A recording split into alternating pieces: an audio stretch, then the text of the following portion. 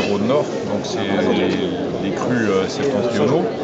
Et donc ici, on est sur un marché qui est quand même plutôt centré sur Saint-Joseph-Nord et Condrieu. Et on est aussi producteur en Saint-Joseph-Nord et Condrieu, et donc accessoirement en Côte-Rôtie aussi évidemment. Et donc voilà, c'est vraiment une synergie entre les crus, entre les différents domaines des différents villages, et on travaille tous ensemble. Donc il n'y a aucune logique à dire les vignerons de Condrieu restent à Condrieu et ceux de Chavanay à Chavanay ou à Ampuis à Ampuis. On travaille tous ensemble et il y a de la place pour tout le monde. C'était d'ailleurs une tradition ancrée un peu dans l'histoire, justement, que le marché des vins, dont celui de Chavanay qui quasiment inaugure l'ensemble des marchés des vins, accueillait des vignerons de toutes les communes environnantes.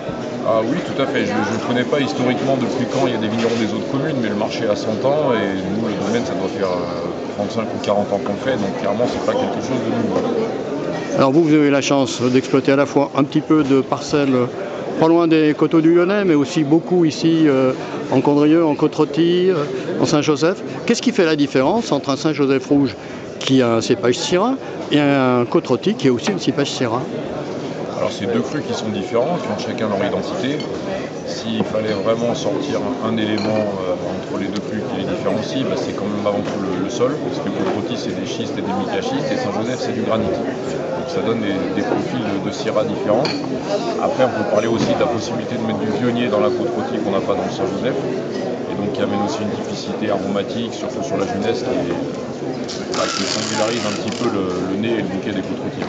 Pour vous qui avez succédé à vos parents, c'est ma dernière question, il y a quelques années. Aujourd'hui, quelques années, en effet. Aujourd'hui, comment vous voyez la suite de ce métier et la suite de la viticulture face à tous les aléas climatiques qu'on connaît? Alors les aléas climatiques, ils existent ici, ils existent un petit peu partout, donc c'est pas une question qui est vraiment spécifique à la vallée du Rhône-Nord. Il y a beaucoup de climats beaucoup plus chauds que nous qui font des syrahs et des très grandes syrahs. Donc c'est évidemment quelque chose de préoccupant au niveau de la planète, mais en termes de viticulture et a fortiori pour les rouges, je ne pense pas que ce soit quelque chose d'handicapant par rapport à la qualité des vins. Est-ce que ça conduit à des modifications dans les pratiques culturelles, aussi bien à la vigne qu'à la cave?